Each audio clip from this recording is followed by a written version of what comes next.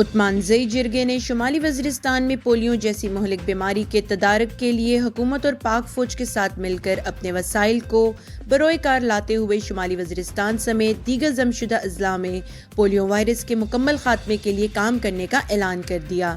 مہم میں 1,42,359 بچوں کو پولیو سے بچاؤ کے قطرے پلائے گئے، جس کے لیے 636 پولیو ٹیمیں تعینات کی گئی تھیں۔ علاقے کے لوگوں نے پاک فوج کے شانہ بشانہ کھڑے ہو کر خوشحالی اور ترقی میں حصہ لیا۔ شمالی وزیرستان کے علاقے میر علی میں سیکیورٹی فورسز اور دہشت گردوں کے درمیان سخت فائرنگ کا تبادلہ ہوا، جس کے نتیجے میں ایک دہشت گرد ہلاک، جبکہ سیکیورٹی فورسز کے 2 نوجوان سپاہی عبداللہ اور سپاہی محمد سہیل نے جام شہادت نوش کیا۔ شہداء کی نماز جنازہ پورے فوجی اعزاز کے ساتھ ان کے آبائی علاقوں میں ادا کر دی گئی۔ IGFCKP نے FCKP کے طلبہ، وائس چانسلرز اور فیکلٹی ممبران کے ساتھ اہم امور پر گفتگو کی۔ 28 کالجوں اور 7 یونیورسٹیوں کے طلبہ، وائس چانسلر اور فیکلٹی ممبران سمیت کل 279 ممبران اس گفتگو میں شریک تھے۔ IGFC نے ہمارے معاشرے میں نوجوانوں کی اہمیت، میڈیا کے متعلق ماحول اور قوم کی تعمیر میں ان کے کردار اور تعلیم و صحت مند کھیلوں کی سرگرمیوں میں نوجوانوں کی شرکت پر بھی زور دیا۔ شرکاء نے امن کے لیے سیکیورٹی فورسز کی کوششوں کو بے حد سراہا۔ پاک فوج کی جانب سے حسن خیل پشاور میں نوجوانوں کو باصلاحیت، ہنرمند اور بااختیار بنانے کے لیے گورنمنٹ ہائی اسکول شمشاتم میں ڈیجیٹل سکلز پروگرام کی بنیاد رکھی گئی ہے۔ پروگرام کے تحت نوجوانوں کو مختلف کورسز میں تربیت دی جائے گی۔ اس پروگرام کا مقصد علاقے کے نوجوانوں کی ڈیجیٹل اکانومی اور ڈیجیٹل ورک فورس بڑھانا ہے۔ سینٹر میں state of the art computer lab بھی قائم کی گئی ہے۔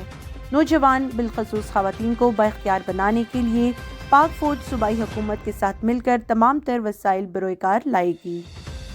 ضلع ٹانگ سے DPO آفس جنوبی وزیرستان اپر میں منتقلی کے حوالے سے آج جنوبی وزیرستان سراروغہ میں گرینڈ جرگے کا انعقاد ہوا، جس میں ضلع بھر سے علاقائی علماء دین، مشران، ملکان، سیاسی جماعتوں کے لیڈران، سیاسی اور سماجی ورکرز نے بڑی تعداد میں شرکت کی۔ جرگے نے DPO آفس کے اپر وزیرستان منتقلی کو انتہائی خوش آئند اقدام قرار دیتے ہوئے کہا کہ یہ اقدام وزیرستان کے لوگوں کے مشکلات کو دور کرنے اور ترقی لانے میں انتہائی معاون ثابت ہوگا۔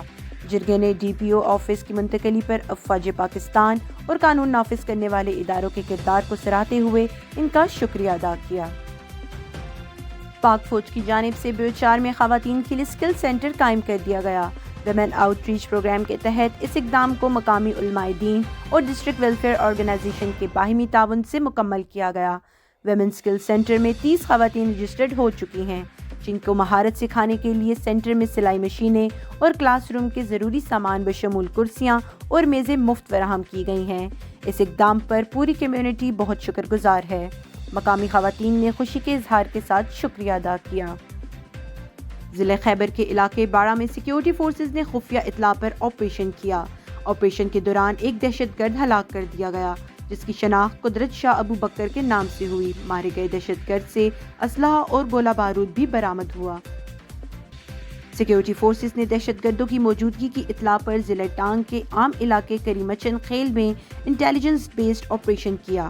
آپریشن کے دوران پاک فوج اور دہشت گردوں کے درمیان شدید فائرنگ کا تبادلہ ہوا، جس کے نتیجے میں 7 دہشت گردوں کو جہنم واصل کر دیا گیا۔